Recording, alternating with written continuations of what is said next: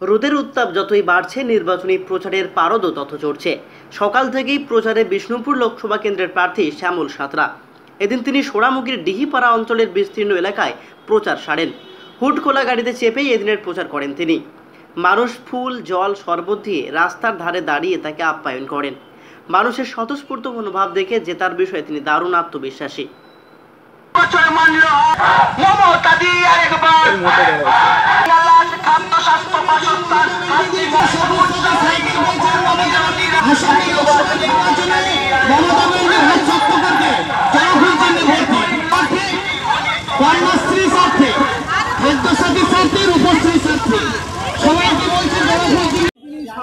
একেবারে আমাদের ভোট প্রচার পর্ব একেবারে তুঙ্গে।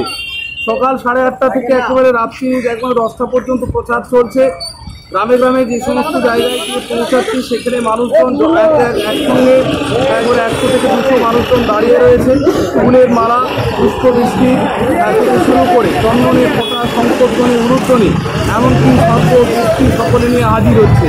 এবং তারা এতটাই উচ্ছ্বসিত যে তৃণমূল কংগ্রেসের প্রতি তাদের যে ভালোবাসা, মমতা বন্দ্যোপাধ্যায়ের প্রতি তাদের যে উচ্ছ্বাস, সেটা কিন্তু এই ভোট প্রচার পর্বে আমরা লক্ষ্য করতে পারছি। প্রথম দফার নির্বাচন তো শেষ হলো। হ্যাঁ, প্রথম দফার নির্বাচন শেষ হয়েছে। অত্যন্ত শান্তিপূর্ণভাবে নির্বাচন হয়েছে। মানুষ তার ভোটাধিকার প্রয়োগ করতে পেরেছে।